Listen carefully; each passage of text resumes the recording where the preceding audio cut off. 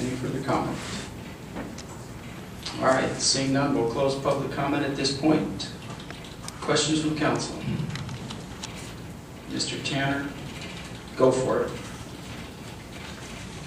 Mayor, members of the council, my mic doesn't work, so I'm yelling.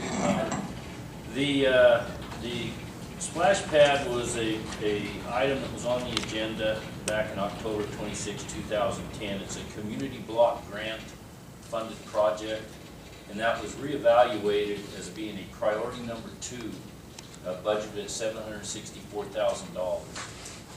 That is how the splash pad came about, is through that approval of that community block grant for the funding between 2010 and 2015.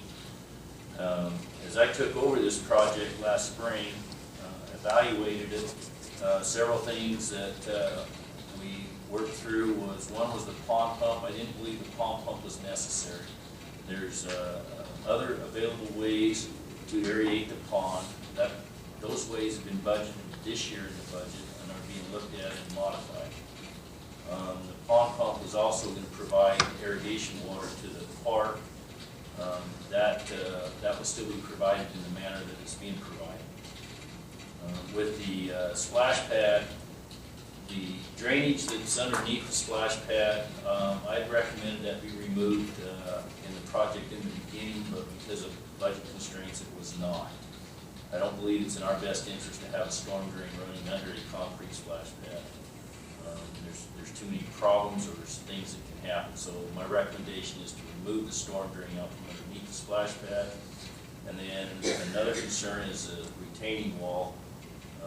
If we've looked at it, it won't be 826 feet. We'll limit that down to about 450 feet. But that will protect any flooding from getting to the splash pad as happened in 2005. My recommendation is to move forward with this, making those modifications, and then adding in the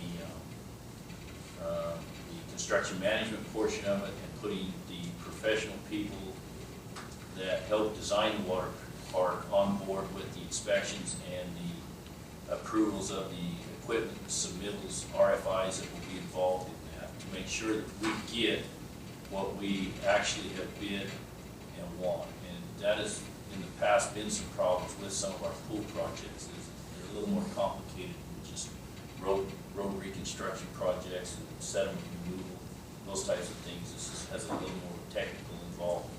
I'd like to try to make sure, it's a small investment to make sure we get what we're paying for, is by having the people that design the park also on staff inspecting as it's being constructed.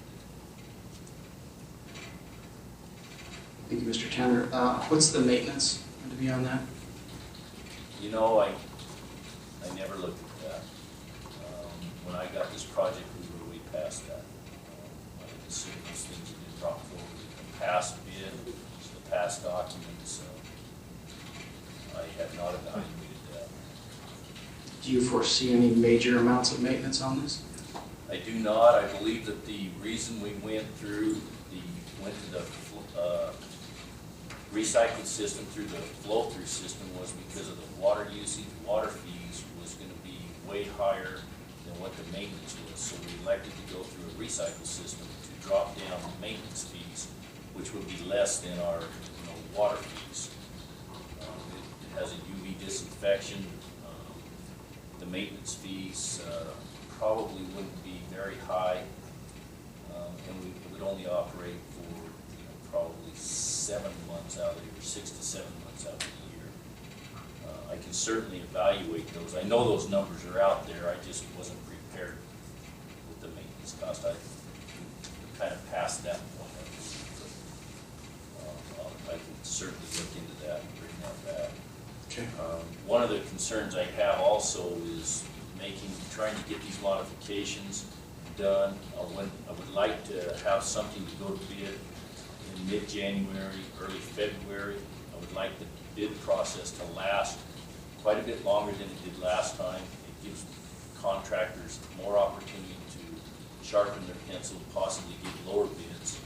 So I'd like to extend the bidding time longer, and in order to that, and we're looking into March, April, late March. So by the time we did that award, 90 days to 120 days to construct, we're pushing up against opening in late April, early May. Okay. Councilman Green? Yes, Mr. Canner, if you could explain to the public the use of the special purpose funding here, the CDBG versus the general funds. CDBG grant funding is funding, and I may have to refer to Dave a little bit on this, but this is funding that comes from the community block grant. Each year we're allocated a certain portion of that funding, which is about $192,000 a year. We approved our fiscal year 13-14 allocation in July of this year. That was the $192,056. That grant funding is approved for projects, specifically through the planning process that we submit to the community block grant funding for projects that fit within their criteria, which is part of the documentation backup that's in this agenda item.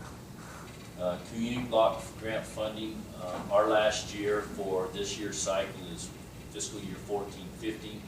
We have one more funding, and my understanding is we need to have that funding expended at the end of that cycle. Is that true, Dave? Yes, that's correct. So this is going to be funded by totally by the block grants. The only impact on the general fund would be the minor amount of annual maintenance that you've mentioned. That is correct. Now, part of this funding also comes from the tax parks credits funds. If we need to get into that $200,000 that is budgeted in that, also there's a portion of that that would come out of the tax parks fund.